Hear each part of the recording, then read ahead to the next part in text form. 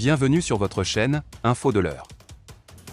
Avant de commencer la vidéo, n'oubliez pas de vous abonner à notre chaîne, en cliquant sur le petit bouton rouge, situé en bas de votre petit écran, et d'activer également la cloche de notification pour ne pas rater nos prochaines vidéos.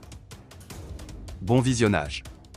Une manifestation a été organisée samedi à Bamako pour célébrer le départ des soldats français du Mali, à l'initiative de mouvements de soutien aux autorités de transition dominées par les militaires, sans mobiliser beaucoup de monde, ont constaté des journalistes de l'AFP. La manifestation a réuni quelques centaines de personnes sur la place de l'Indépendance, dans le centre de la capitale malienne, selon les journalistes présents. On est sorti pour chasser la France.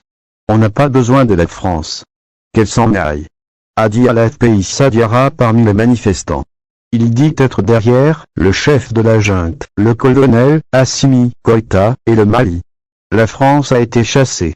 Si elle reste, elle devient une force d'occupation, a déclaré à l'AFP Siriki Kouyaté, membre de Yervola debout sur les remparts. Ce mouvement favorable à la junte au pouvoir et d'autres associations soutenant la même cause sont à l'initiative de la manifestation de samedi. De précédentes manifestations organisées par les mêmes mouvements pour soutenir la junte, après 2 coups d'État en août 2020 puis en mai 2021, avaient réuni des milliers de personnes à Bamako. Macron dégage du Mali, pouvait-on lire sur une banderole déployée samedi lors de la manifestation qui s'est déroulée sans incident, encadrée par les forces de l'ordre. La France et ses partenaires européens ont officialisé jeudi leur retrait militaire du Mali, conduisant les autres acteurs étrangers à s'interroger ouvertement sur leur engagement, et la mission de l'ONU au Mali, MINUSMA, a étudié l'impact de ce désengagement. Français et Européens ont invoqué les multiples obstructions des autorités maliennes. La junte au Mali est revenue sur son engagement d'organiser des élections en février 2022 pour le retour des civils au pouvoir. Elle invoque la nécessité de profondes réformes et s'arc-boute sur la souveraineté nationale depuis que les États ouest-africains ont infligé au Mali de lourdes sanctions économiques et diplomatiques le 9 janvier.